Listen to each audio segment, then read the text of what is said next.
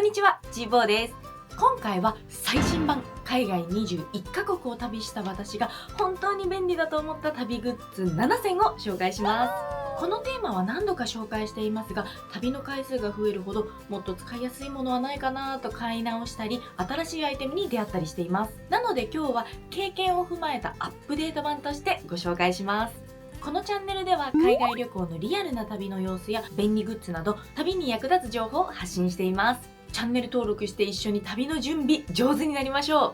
う。また概要欄の商品 URL からのお買い物で売上の一部が動画制作費用になります。気になる商品がありましたらぜひ概要欄からどうぞ。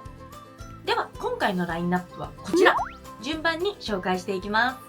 す。まず最初はトムトップさんのボディクロスバッグです。こちらは旅の相棒として完全にアップデートされたアイテムになります。以前はお腹に巻くセキュリティポーチを使っていました。確かに体に巻きつけるっていうのはとっても安心なんですけど、やっぱり使う際に取り出しづらかったり、お腹の部分がごわついてしまったりっていうのが課題点だなと思っていました。それがこちらの肩掛けのボディクロスバッグに変えてから世界が変わりました。こんな感じのサイズ感でとってもコンパクトなんですけど、めちゃくちゃ収納力があるんです。まずですね、見ていただくとこちら表面には2つポケットがついています。こちらの前面には鍵を取り付けられるフックがついています。上部はちっちゃいこういった細々したものを入れられるようなポーチになっています。背面にも簡単にアクセスできるポケットがついています。メインポケットなんですけど、メインポケットは結構下側までファスナーがついてるのでガバッと開くことができるんですね。旅先で急いで何か取り出したい時とかにはすごく便利でした。中にはこちらの背面側にはポケットが2つついています。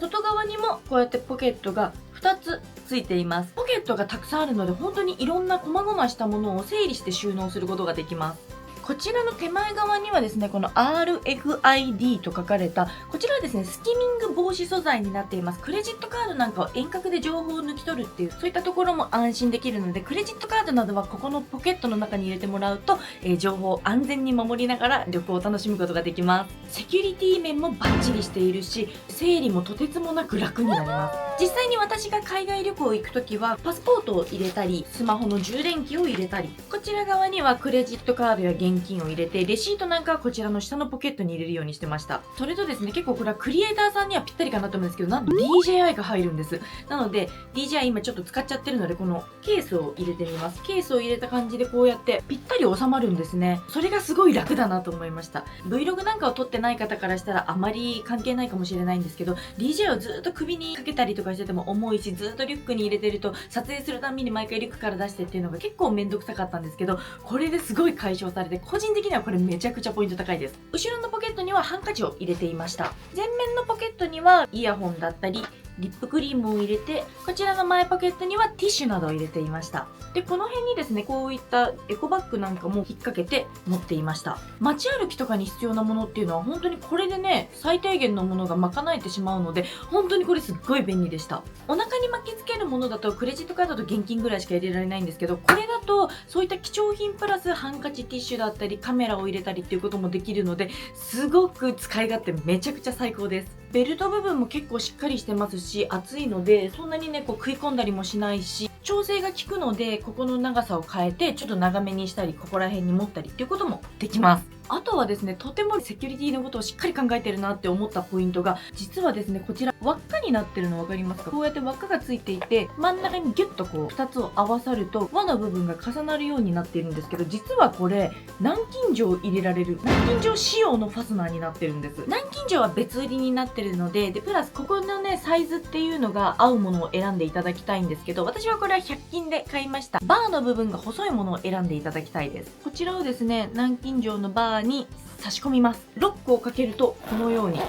開かなくなるんですね。これがすごくいいところだと思います。今回こうやってね肩掛けにすることでちょっとセキュリティ問題、すり対策とかがちょっと不安だなと思ってたんですけど、こちらで南京錠をつけさえすれば体の外にこうやって肩掛けにしていても守られるので、クレジットカードだったり現金とかパスポートとか貴重品なんかを入れていてもセキュリティがアップします。たくさんポケットがついていて整理整頓も楽ですし、収納力も抜群だけど軽量でコンパクト。そして南京錠仕様でセキュリティ対策もバッチリなので、街歩きだったりちょっとご飯食べに行くっていう時はもうこれ1個で街に出かけていました。詳しい使い勝手などはトムトックさんのレビュー動画がありますので、ぜひそちらも参考にしてみてください。以上、トムトックさんのボディクロスポーチでした。続いてはトムトックさんのトラベルバックパックです。こちらはリュックの弱点をほぼ解決したハイブリッド型のバックパックになっています。リュックってすごい便利なんですけど、取り出しが大変じゃないですか。下にある荷物なんか全部出して取り出さなきゃいけないっていうことが不便な部分もあると思うんですけど、こちらのバックパック何がすごいかというと、メインポケットがですね、なんと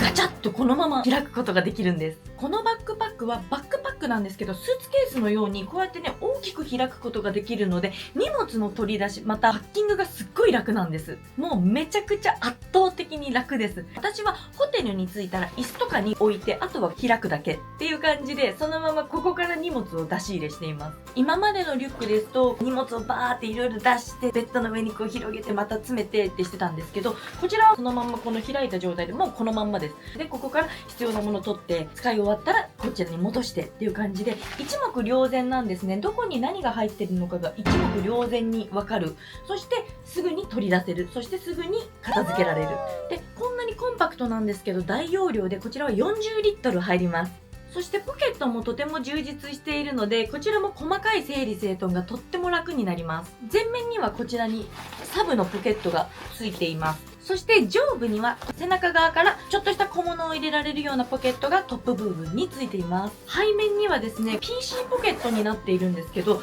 こちらも見ていただきたいのがなんと180度で開くようになっています。PC ポケットが2つついてまして、こちらにはノートパソコン、ラップトップを入れていただいて、こちらにはですね、タブレットが入れられるようになっています。逆側にはメッシュのポケットがついているので、コード類だったり充電器なんかを入れることができます。こちら保安検査などでもパソコンを取り出さずに通過することができます。こちらは40リットルの大容量なんですけど、なんと機内持ち込みサイズなんです。こちらはですね、28リットルと40リットルの2種類あるリュックなんですが、私はちょっと大きめの40リットルを選びました。で、40リットルは、サイズ感から言うと男性向けなサイズ感ではあるんですけど、こうやってリュックを背負うとこんな感じのサイズ感になっています。チェストストラップがあるので、小柄な女性なんかでも安定感は抜群です。そして肩の部分もしっかり分厚いので、背負いやすさというのも考えられています。こちらも詳しくレビュー動画で上げてますので、ぜひ参考にしてみてください。以上、トムトックさんのトラベルバックパックでした。続いてはエアタグです。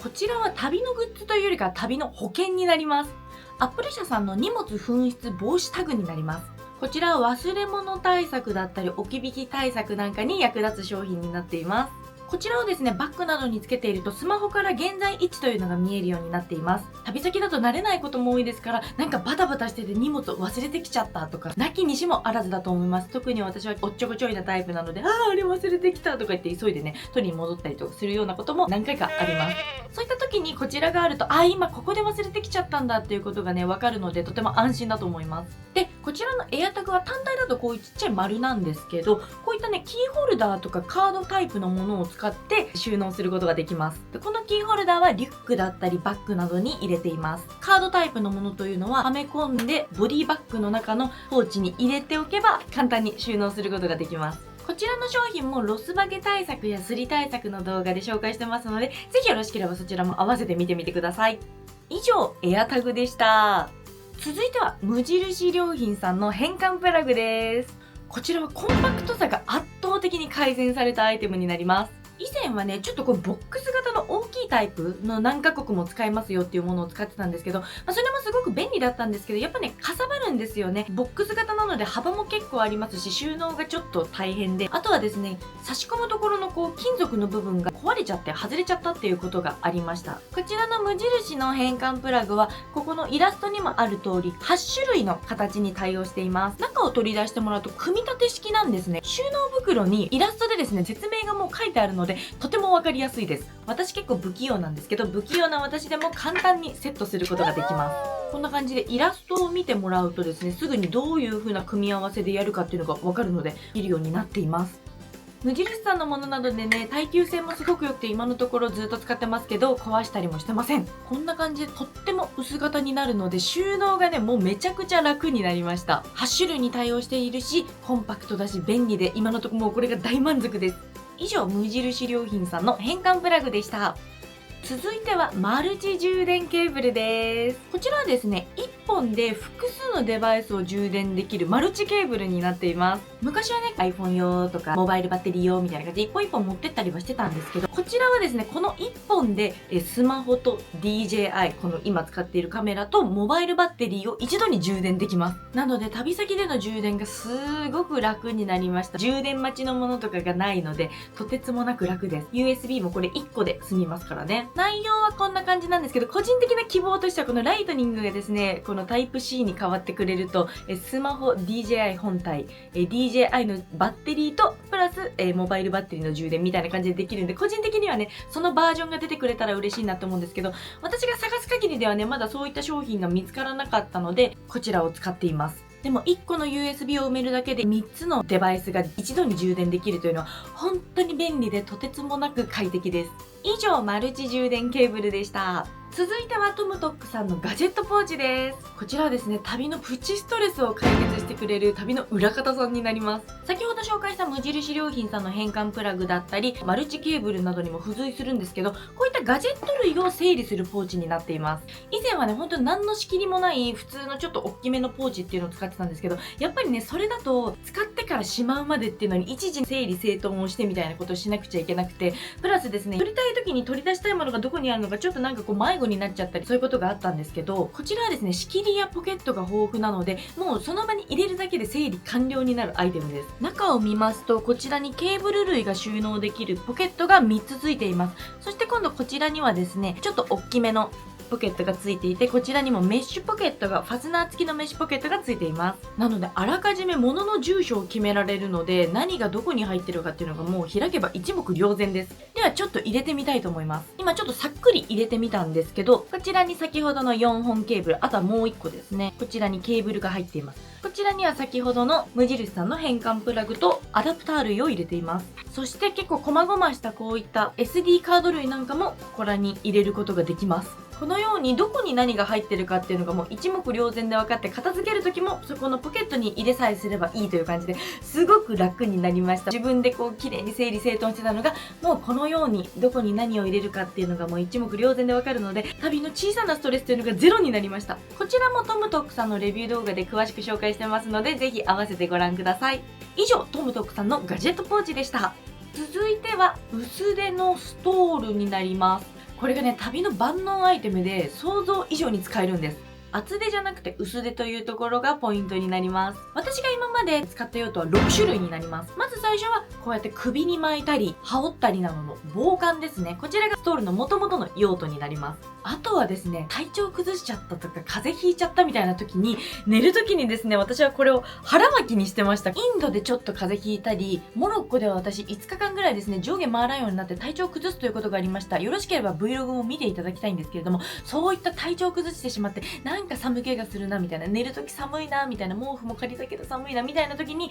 これを腹巻きにすることでだいぶね、お腹が温まるんですよ。結構お腹を温めることって大事だと思う。冷やさないこと大事だと思うんですけど、厚手すぎるとちょっとゴワゴワしちゃうんですけど、こういう薄手のものだとそんなに寝る時にお腹も邪魔にならないので、睡眠の妨げにもなりません。体調を崩してしまったり体がボロボロの時、これで結構だいぶ助かりました。体調崩さないことが第一なんですけれども、旅って何があるかわからないですからね、そういう時にもこの薄手のストールすごく役立ちました。そして3つ目はこれ風呂敷代わりみたいにして何かを包むっていうこともできます。なんかこう荷物が多く出ちゃったとかね、なんか包みたいなっていう時とかにこれを包んだりすることもできます。あとはですね、旅先で今行く場所によるんですけど、これレジャーシート代わりみたいな感じにすることもできますね。実際にですね、私はチュニジアに行った時なんかは、旅先で出会った友人とですね、海の方とかに行って、このストールをレジャーシート代わりにして、現地の友達と喋ったりみたいなことしてました。でそれを見て、結構便利だなと思って、薄手のストールだと、最悪ちょっと汚れても洗濯できますよね。なんか厚手のマフラーとか持ってっちゃうと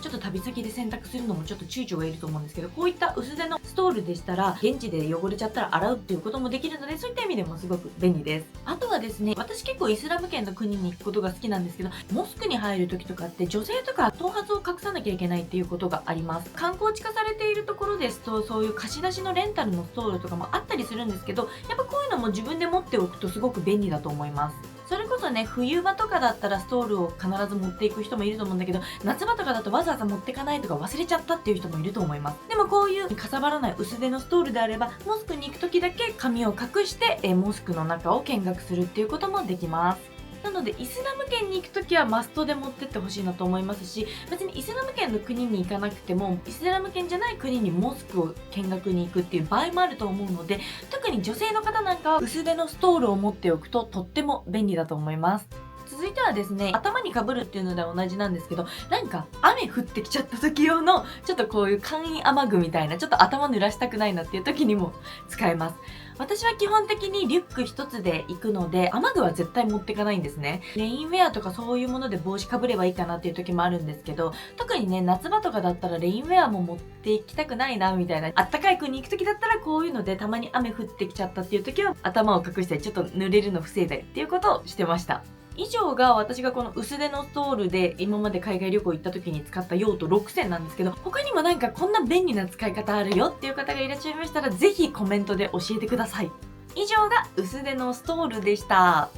続いて最後になんですけど、これは番外編になるんですけど、トイレットペーパーの持ち歩き方です。これ地味に超役立つ情報です。行く国によっては自前でトイレットペーパーを持っていく国っていうのがあると思います。私は今までエジプト、モロッコとかチュニジアとか中東アフリカ、アラブ圏とかは結構役立ちました。トイレットペーパーがないみたいなトイレとかめちゃくちゃありますし、ツアーとかに参加して休憩所のトイレとかにトイレットペーパーがないだなんていうことがあって、はっっていうこととかあったんですけど、やっぱそういった場合に国によってはトイレットペーパーを自前で持っていくことが結構大事かなって思うことがあります。で、以前はね、こうやって1ロールそのまま持ってってたんですよ。1ロールをそのまんまちょっと大きめのこれが入るようなジップロックとかに入れて、そのままリュックに入れて持ち歩いてたんですけど、これは私のチーボーチャンネルの視聴者さんのアイデアでいただいたんですけど、使う分だけを丸めてこのジップロックに入れて持ち歩いてるっていうのを教えていただきました。これがめちゃくちゃ楽なんですよ。ちょっと取り出すとですね、これもだいぶちょっと